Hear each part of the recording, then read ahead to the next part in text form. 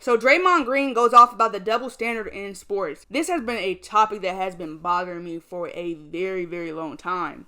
Superstars are demanding trades. Teams are trading loyal players. This is a double-edged sword that no one has dove deep into. Let me start off saying that Draymond has a lot of good points, but a lot of what he's saying is very situational. A lot of things that have happened wouldn't receive as much backlash if it was handled in a different manner.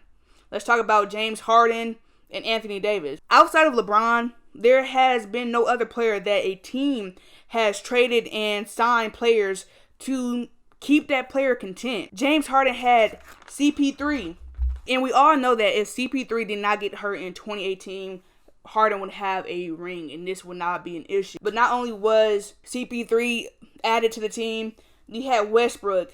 Westbrook didn't pan out, John Wall, Boogie. There were so many players that Houston accommodated for. They had GM changes, new coaches. James Harden was accommodated, and he kind of threw a tantrum about it, which is why he received so much backlash, because we're in a pandemic, and you're out with Little Baby and Miss London. So that just throws off everything, because the NBA is trying to keep the games continuing, and now they have this whole COVID protocol. So not only are you sitting out, but you're putting others at risk. And as we know, people react to COVID in different ways. Like Jason Tatum, he is having some difficulties after testing positive from COVID, so you just can't blame that it's no issue for young people.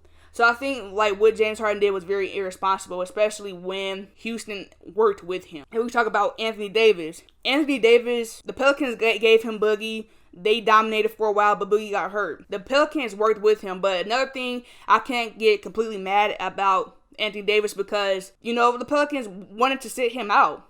But then the league told them that they had to play him because he is not hurt. So when stuff like that happens, especially you trying to sit him out just to protect your investment, I can kind of see where the control issues are coming from and why people have a bad taste in their mouth. When you make stuff public, it just makes it so much harder for that team to accommodate you and also get their investment. Like Anthony Davis, he only wanted to go to a handful of teams. So you only want to go to a handful of teams with 1 year left of your contract. So teams that aren't on your list, they may want to offer you something and trade for you, but they know it's going to be a 1 year rental. So that gives, you know, LA, I think also Milwaukee and some other teams, that gives them the upper hand, saying that we know you want to come here. So what do you have to offer? They're going to want everything, because they know that you want to be here and they can retain you long term. So I completely understand.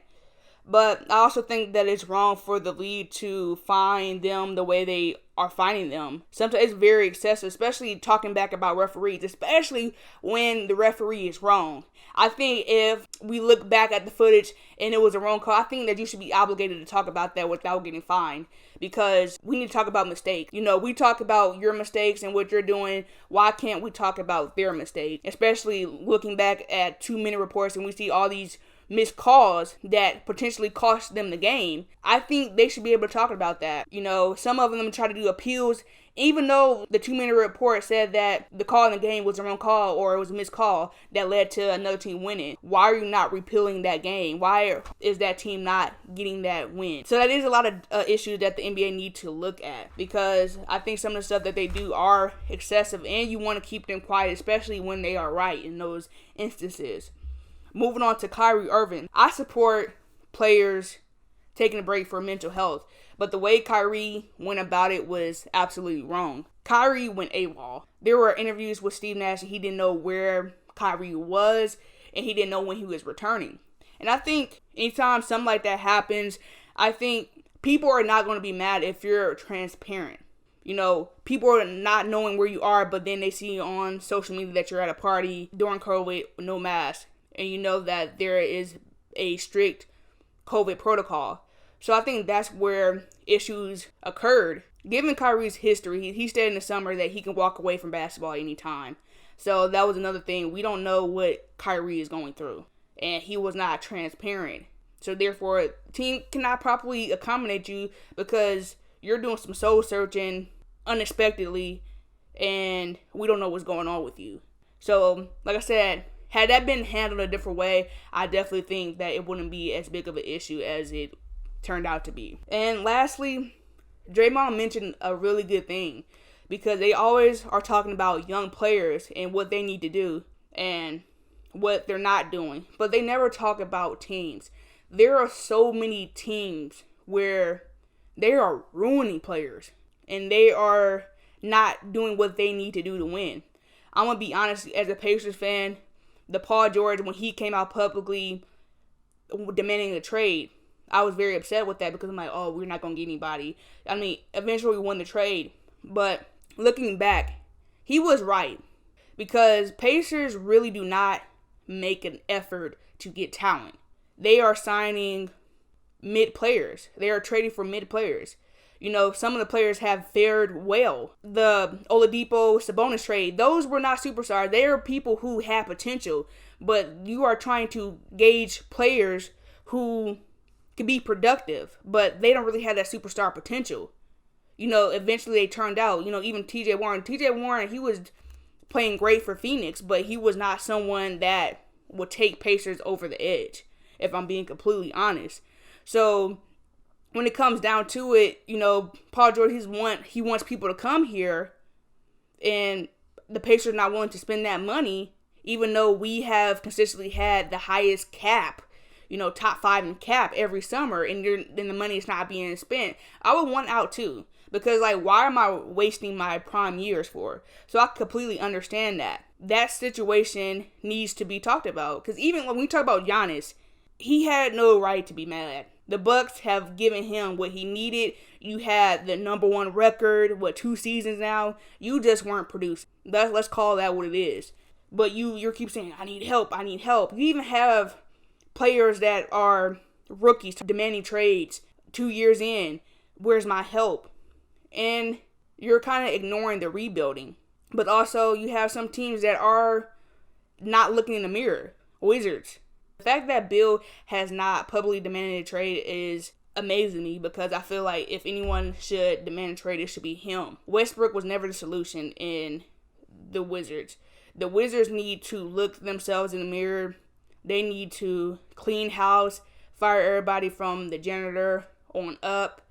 There needs to be a complete rebuild. So I agree with Draymond in the fact that sometimes you need to look at the team and what they're doing.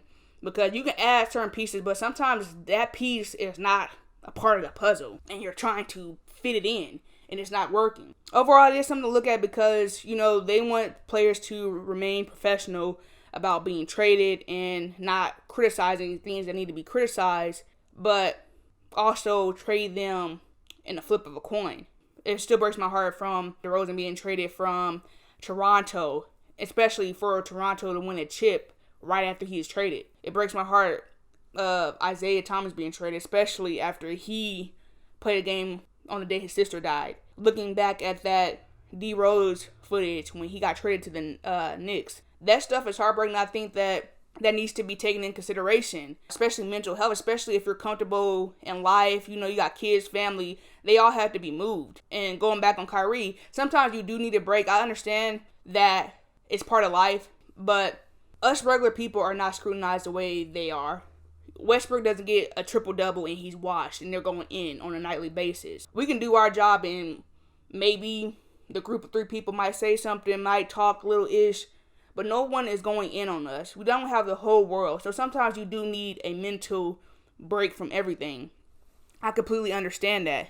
But at the same time, you need to be upfront, because as fans, why are we investing in the product if players are just going to decide that they want to leave? Why buy the jersey? Why buy season tickets if after they sign a contract, they're like, this ain't it? Why be invested? Why go to the games? Even when we talked about, you know, the resting players, especially if the load management, you buy tickets for a game, you think you're going to see LeBron, and LeBron's like, nah, my knees, I need to make it to the playoffs. So it's just like, when you specifically buy something for someone and they are not tuning in, I think the league has a right to find people, especially if they can play, because at the end of the day, you have more money than normal people will make on a job. People, 9 to 5 people, bust their butts and receive no recognition, and not even a quarter of the money that you're going to pay. So you can easily retire early and be fine. You know, us regular people don't have that. We can't drive from San Diego to work and expect everybody to wait on us. We don't have that luxury.